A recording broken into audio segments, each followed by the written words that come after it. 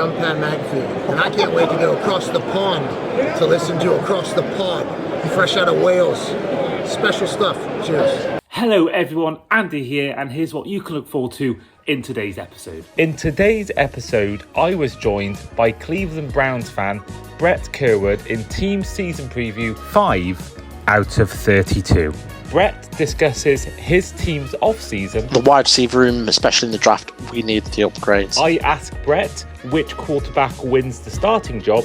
There's been various sources saying they'll think Watson will start. Some are saying Sanders will start. Some are saying they'll trade Sanders. No one knows. And much more as Brett gives his overall end-of-season record prediction in our win, loss or tie segment. Hope you all enjoy.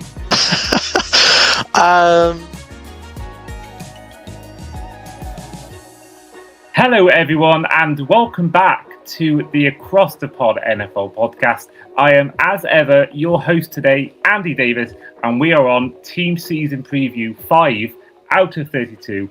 And as you can see from the title of the episode, our team in focus today is the Cleveland Browns. Now with me, we've got a returning guest making a long-awaited return to the show. Back on the show today is Browns fan Brett Curwood. Brett, good to have you back on.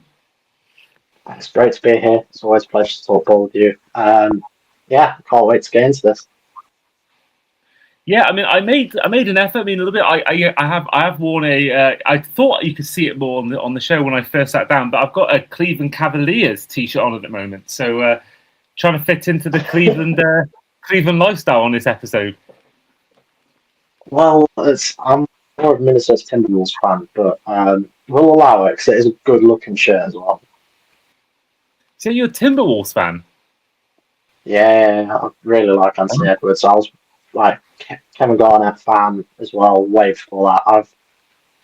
I picked the saddest of sports teams. Well, that you can't think who they traded for recently. Was it the Melo Ball they got recently? The Melo Ball. Yeah. And you got Anthony Edwards. There's a team. I mean, I'm not a basketball expert, so I don't want to sit here and act like I know what I'm talking about. I just love Steph Curry. That's kind of my basketball fandom. And also, I do like Ben Simmons, which is a controversial take. The man who got me into the NBA, but Curry's my guy. So, but I don't think I can sit here and tell you who should play where, and tactics. I think that for me is it's something I'm way off being able to do. Talk basketball tactics, but I do know that they're both good players. So yeah, there's it could be worse. You could be a Hawks fan. They seem to be quite a depressing fan base to be a fan of in the NBA. Yeah, I mean, neither have won a title, Browns or the Timberwolves, for a long, long time. So hopefully one of them breaks it. I've got more faith in the Timberwolves than the Browns this year, but we'll see what happens. Anything can happen.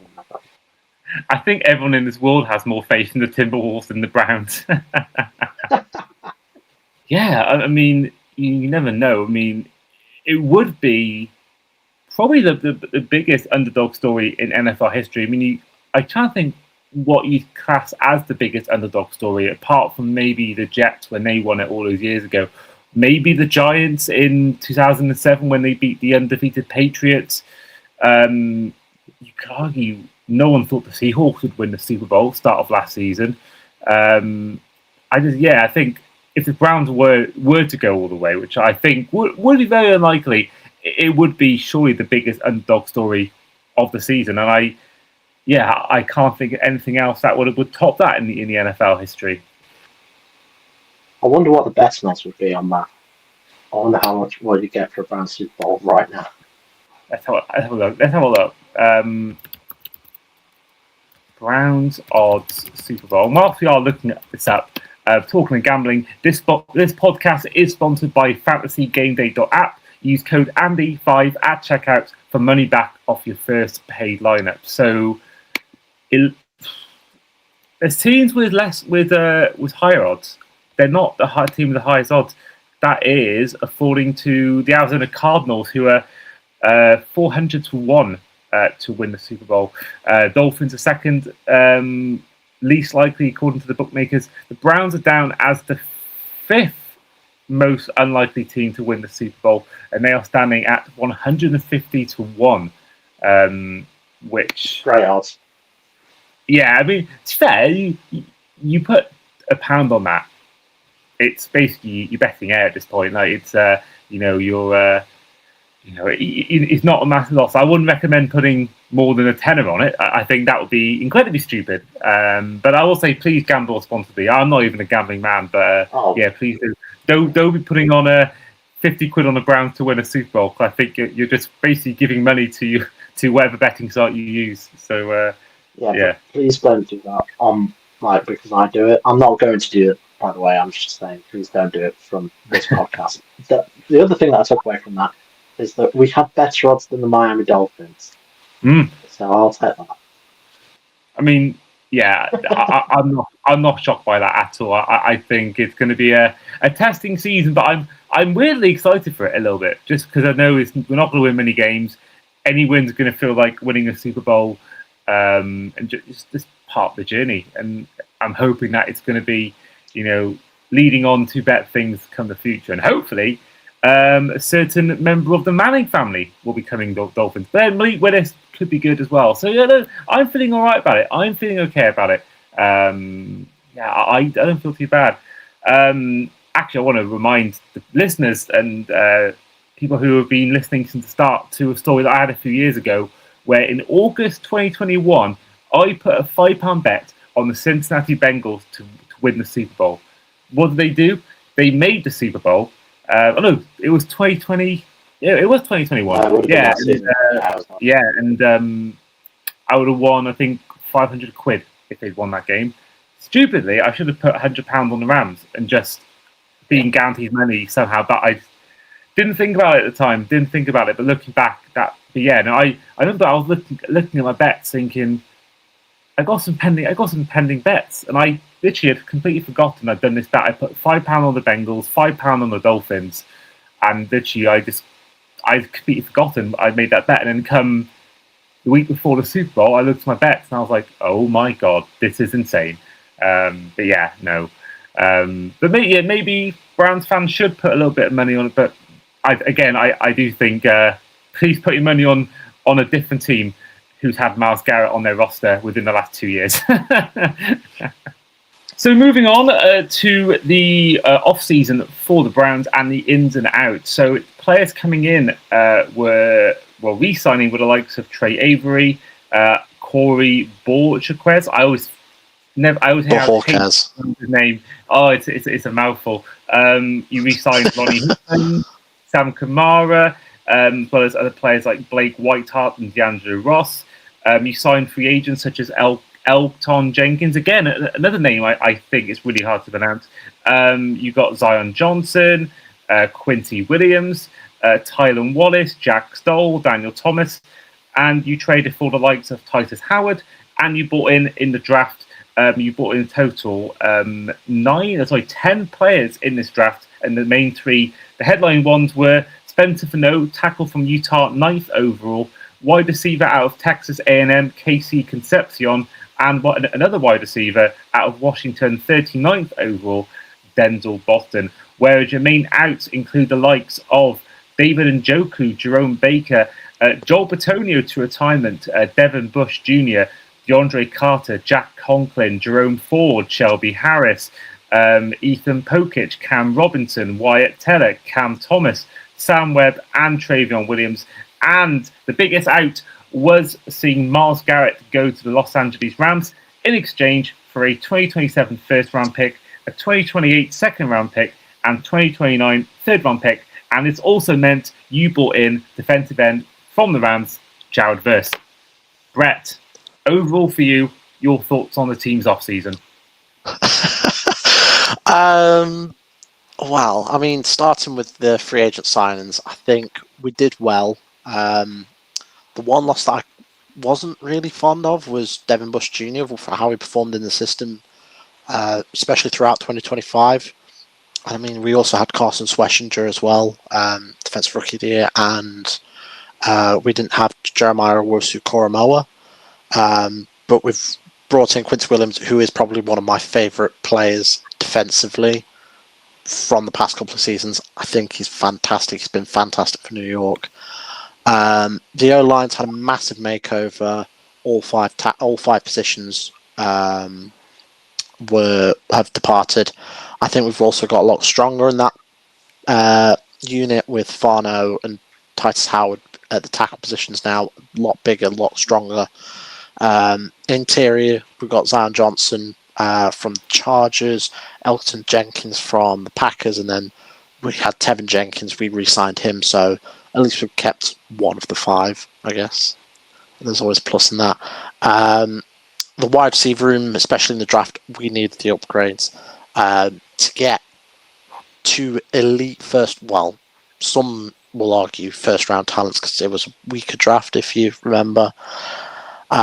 Casey Concepcion and Denzel Boston were two of the three that I had as like the top three guys in the draft, and to get them both was like night two, seeing the 39th pick and Denzel Boston's name come up was like, oh my god, okay, we're actually doing bits with this wide receiver room, because we couldn't run it back with Jerry Jeudy, Cedric Tillman, Jamari Thrash. Like, they're not headliner names. Jeudy might be, but he had a look down year. And then we've also had Harold Fannin Jr. from last year. I don't want to get into the Myles Garrett thing. I think my personal opinion is that we traded him probably 2 years too late for the rebuild. I don't know how you see that. I mean, there was the whole period where he asked for the trade after the 2024 season. I think we should have done it then. It was a bit surprising when it happened, and I feel like the package was a little bit like subpar as well. Like one first and then Jared Verse. Obviously, that's a great player, but it's going to be a low value pick for 2027, 2028, and 2029, especially with the Rams looking like they're going to go 17-0 all over the NFL. Yeah, I mean, it's a tough one because I'm just looking at, that season, the off season where Myles Garrett, was it 2024, 2025 off season where Myles Garrett requested a trade? I'm trying to think. I think it was 2024 off season heading into 2025. No, yeah, because the 2023 season we made the playoffs. Then we tanked the season after. Yes, because I remember literally I was in New Orleans for the Super Bowl when that requested trade went down. I can remember this now vividly. I remember being in Radio Row when the news broke, or maybe just before that, maybe it was that morning or night before, whatever it was. The news came out of Myles Garrett requesting a trade. The next day in Radio Row, I'm seeing him talking to Mina Kimes. It was an incredible, like. You walk around Radio Row and it is like a who's who. You see, oh, there's Eli Manning, or there's Joe Montana, Jerry Rice, and then literally you're seeing a guy who's made big news in the NFL in Super Bowl week, and there he is talking to Mina Kimes.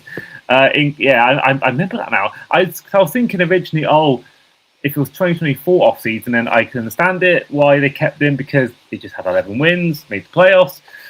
But then, you make a good point. I mean that next season, I mean, you made 11-6 the 2023 season, but the 2024, I think it was 4-13, 3-14. Yeah, so it's not as if God. if he'd requested the trade and you'd made the AFC Championship, you were close to making a Super Bowl, or even you could argue when he lost to the Chiefs in the divisional round in the COVID year when Mahomes had the injury and they somehow got it done against you guys. That point, I'm thinking, okay, I can see why they're doing it, because he's a guy. This is a team where he is, it's a team that's in win now mode. Why would you want to get rid of your best player? But when a team's been that bad and he's not getting any younger, I was surprised as well that he didn't get traded there and then. And I was surprised when he signed the contract. I really was. But I think the fact you got Verse makes, I think, the deal slightly more acceptable. I do think you could have got 2 first, because he is the 2-time Defensive Player of the Year, the reigning Defensive Player of the Year, and he is, arguably, I think you could probably say right now the best defensive player in the entire NFL. You got to think at that point, especially as well, where this wasn't an offseason where he was requesting a trade. That was the year before. You think at that point, okay, draft capital gets a bit less you can ask for, but the fact he signed a new deal, I don't remember there being a trade request from Garrett this offseason. Do you think at that point they could have got a lot more?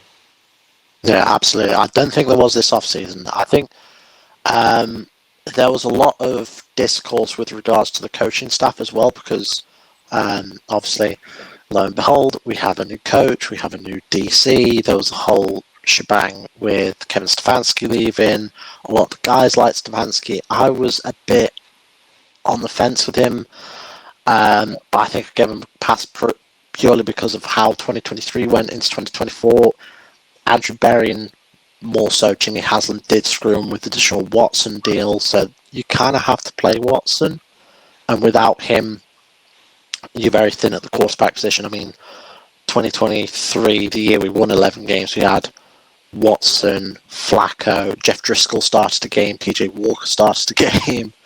Last year, 2024, I don't even remember who started the game for. Jameis Winston started the game for us because we had the infamous Snow Globe game. 2025, we had Shedeur and Dylan Gabriel. This year, I can't call it. I really can't call who's going to start for the Cleveland Browns week 1. I think Watson is, as much as he's had the 2 injuries, or the back-to-back Achilles tears, he's the more proven commodity, if you get what I mean. Obviously, he's not played a snap of NFL football since 2020, I assume 2024 or 2023. But Sanders is now in his 2nd year, so it's a bit like you've got the veteran versus the sophomore, and obviously some quarterbacks have that sophomore slump, like CJ Stroud did in his sophomore year. Trevor Lawrence didn't. Well, I say Trevor Lawrence did. Trevor Lawrence didn't because he had Urban Meyer as his head coach year 1, and then it significantly improved year 2. But you've got to weigh the risks of both guys, so I can't call it, unfortunately. Yeah, this is something I wanted to ask you about, because it's quite, in a bad way, it's quite a fascinating battle. I think it's one of the worst. It's one of the worst QB battles I've ever seen, because I don't think either quarterback has done enough to warrant, they're a guaranteed starter. I mean, if you're looking at the Texans' Watson, it's a no-brainer. The Texans' Watson was top 5 QB. But what we've seen in the Browns' version of Deshaun Watson is pretty bad. And he's come back from an injury. There's been various sources saying they'll think Watson will start. Some are saying Sanders will start. Some are saying they'll trade Sanders. No one knows. No one seems to know, probably apart from maybe the coaching staff. And no one seems to know at all who's going to start. There's no indication who's going to start. They've not given any signs. I don't believe there's been any indication from anyone who is going to start. And I don't think either of them have warranted it. Sanders probably, for me, right now, has the edge because he's been better recently. I mean, Watson was out last year, but I think Sanders' 2025 season was better than Watson's most recent season he played. So on that basis, Sanders probably gets a nod. But also, I'm not going to be shocked if, especially when the head coach who did draft him isn't there anymore. You can't guarantee Sanders is going to play it. But at the same time, also Stefanski traded for Watson. So it's interesting, and I'll get your thoughts on Monken in a minute. But it's in terms of this QB battle, it really is. I think it's such a bad battle. But someone's got to get a job. Someone's going to get the starting job in week 1. Maybe there'll be a curveball. Maybe some other quarterback will get traded in and they'll take him on last minute. But I think it's between these two guys. I think it's tough. I have no idea who's going to start. But Brett, as a Browns fan, who do you think is going to start week 1? If I had to call it now, I would say Sanders, purely because he's played the last competitive snap of NFL football ahead of Watson. Watson's been out of the game for that long. Shedeur started the final game of 2025. I'm going to rule out Dylan Gabriel and Taylor Green. I think arguably, I think Dylan Gabriel gets sent somewhere. I don't know where. But it's between... I think Shedeur is one, but edging it slightly. But what you said about it being the worst quarterback battle of all time, it might be like the one thing to watch in NFL training camps that is not involved in a Super Bowl contender. Yeah, I mean, obviously I find it funny that there's Jacoby Brissett is holding the Cardinals to ransom for a contract. I mean, that's probably the worst quarterback to hold out, apart from maybe Jamarcus Russell all those years ago. It's it's tough. I think, I think either way, it's not good. I think for me, Sanders should be the guy starting, but also I'm not going to be shocked if Deshaun Watson gets it. But I suppose it all depends on what the new head coach thinks. We mentioned the ins and outs. We mentioned Stefanski there, and he obviously got the boot. You bring in Todd Monken, who is having his first head coaching role in the NFL. He's been a head coach once before, and this was in college with Southern Miss between 2013 and 2015. He joins most recently from the Ravens, where he was an offensive coordinator, a role that he also had at the Browns in 2019, a season where I don't believe it was that good for Baker and the Browns. But no, he comes in, obviously it was a massive task. They've just lost their best player. The quarterback room, we've mentioned that, isn't great. A team that did struggle, or have struggled the last couple of years. What are your thoughts on that hire? Because it definitely raised a few eyebrows from, I think, NFL media and NFL fans about him being brought in. Well, the 2019 season had so much promise before we get into this one, because we had Jarvis and Odell as Browns on the Sports Illustrated cover. Thank you, Sports Illustrated, for cursing us that season, and thank you, Frederick Kitchens, as well. Todd Monken, I think I'd like to give him the chance, but he's definitely a divisive coach. For an OC, he's fantastic. Obviously, he had the Ravens job. Harbaugh is now not with the Ravens. He was part of that staff, but since those Georgia Bulldog winning teams, I really did want Monken as the OC. So having him as head coach was a little bit of I didn't think he'd want the top job.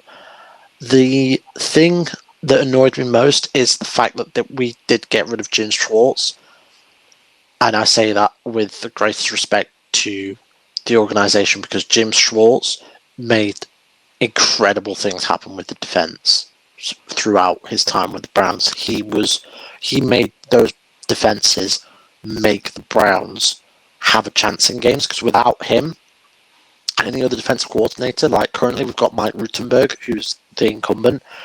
If we had him, and I'm not speaking too soon, I don't think we win as many or have as many close games as we do in those 2 seasons. And I think we may have made a misstep with Monken, but again, I will let the season play out. If he has a good season, then I can have egg on my face. I'll eat humble pie, but I'm not really looking forward to much, especially with the quarterback battle, a whole new staff with the whole new OC, DC, and special teams coordinator, the turnover we've had.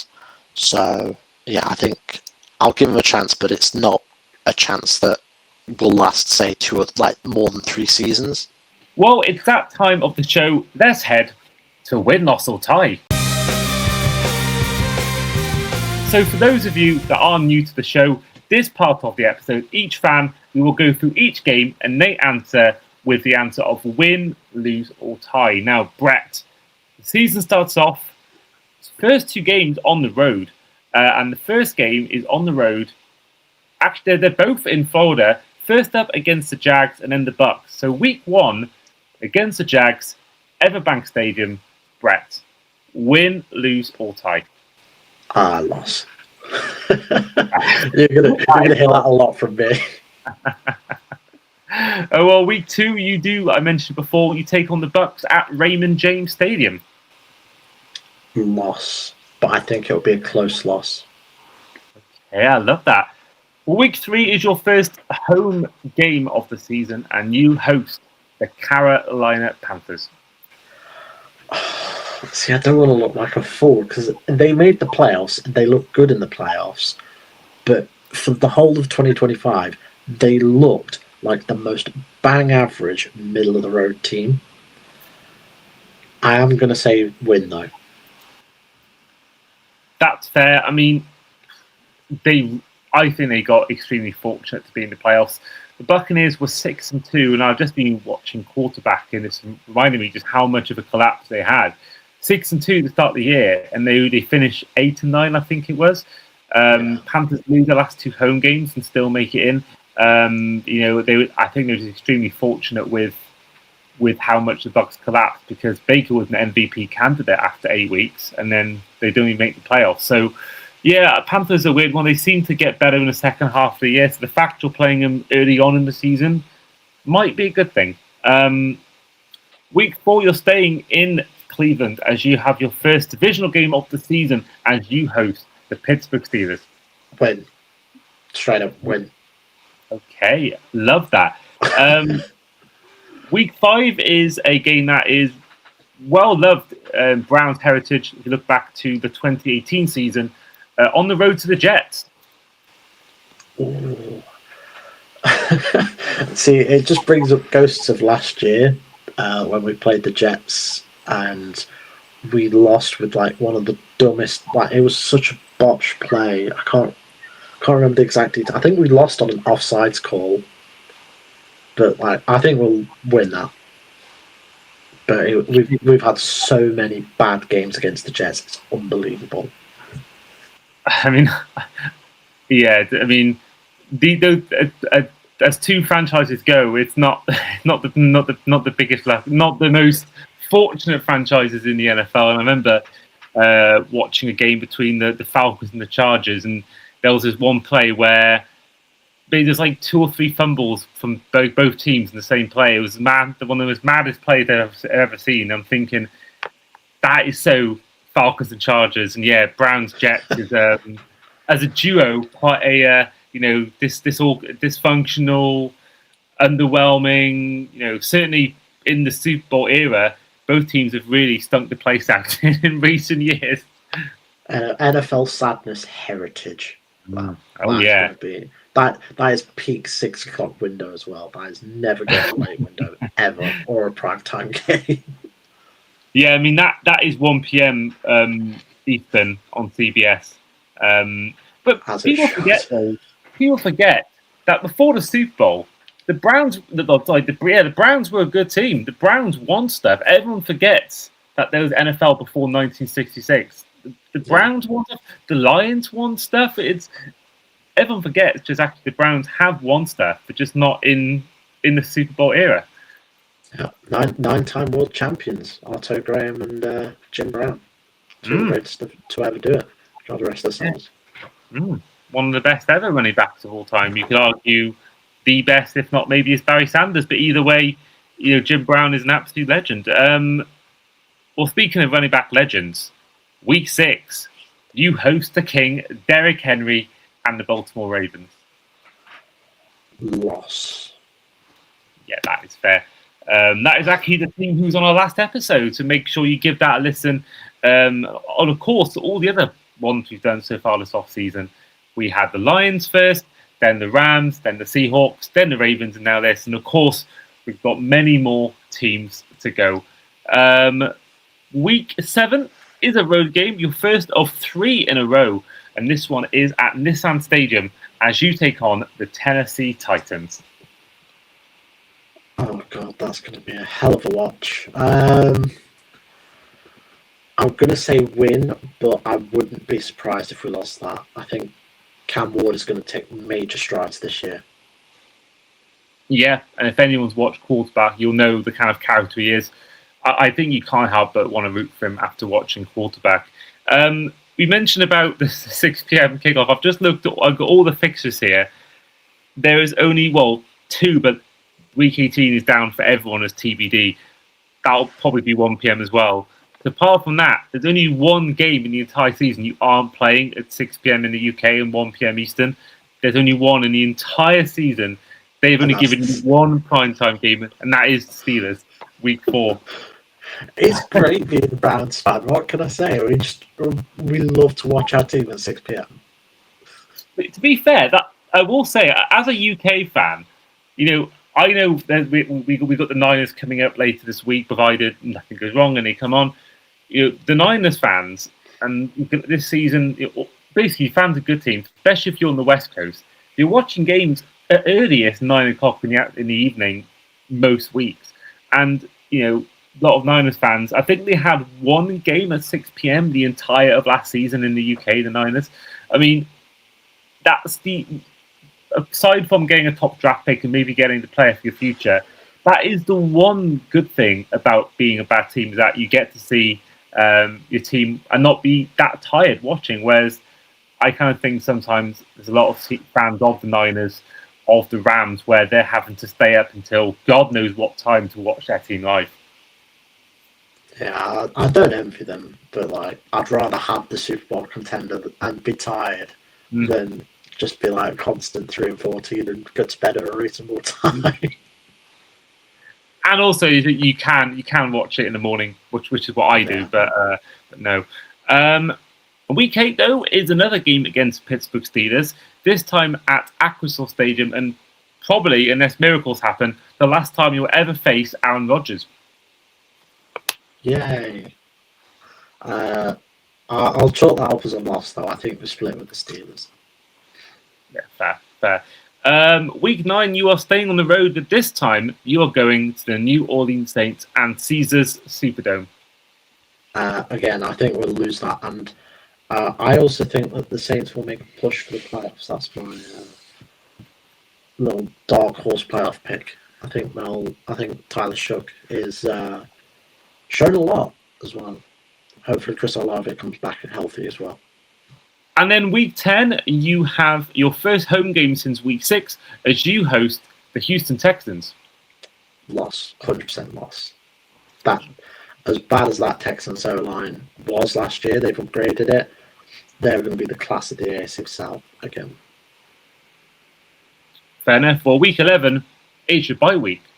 So then week 12, you are hosting the first of 3, or it's 4 straight home games in a row, but your second one out the 4, hosting the Las Vegas Raiders.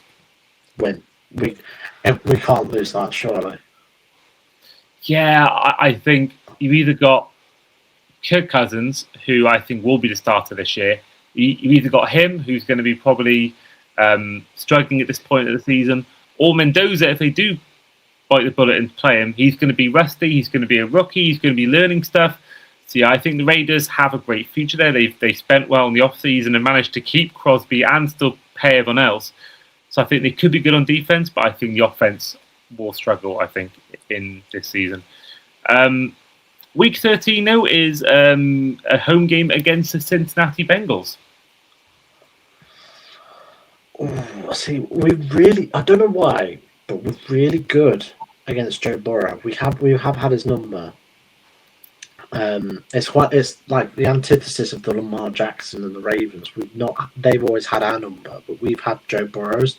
I'm gonna say a loss though, purely because I think Burrow will be back to his best, hopefully. Jamar Chase will be back to his best, and Zach Taylor actually is a football head coach. Fair. Well, week 14 is a game at home to the Atlanta Falcons. Loss. Okay, so then week 15, you are on the road taking on the New York Giants. I'm going to say loss again, and it's going to be the Harbaugh tax there. And I know, quick sidebar on that. Did you see the Cam Scatterboo flip over the weekend? Oh, I mean, complete idiot. I mean, we mentioned it on, what was it? We did an episode where I talked about the way Jackson Dart and Scatterboo looked after their bodies. I don't think they'll be in the league in 5 years, particularly Scatterboo. No. And things like this have proved my point exactly. Scatterboo is clearly, obviously, absolutely loony. Obviously, there's some sort of screw loose going on, but it's just complete stupidity. I mean, why would you, when you come back from injury, want to even test that out? It's just complete stupidity, and I'm surprised that John Harbaugh there, he's not had a word with them. I think surely he'd have said something to them this week. Yeah, he will have said something. I hope anyway. Absolutely insane. Speaking of Harbaugh, you have a trip to his old team, the Baltimore Ravens, in Week 16. Loss. Again, the Ravens have our number. Fair play. Well, your final home game of the regular season is in Week 17 as you host the Indianapolis Colts. Shout out George, but loss. I would love to say we win that. We had a great shootout with them. I think it was 2023, but I think we'll lose that. Well, that means Week 18, your final game is on the road to the Cincinnati Bengals. Brett, for the final time this episode, win, lose or tie? Win, because the Bengals will be resting the starters. Fair. So that means you will finish the season with a 6-11 record according to your predictions. If we get 5 to 7 win that window, I think it would be great. Anything less, massive failure. Anything more, it's just gravy at that point. Yep, that is fair. I mean, I was expecting, to be honest, 4 wins from you rather than 6. I think that's a good thing. But there we are. That is where we will end the show for today. So, Brett, first of all, huge thank you for coming back on today. No, thank you for having me. So, like I say, it's great talking football with you, and thank you for the opportunity.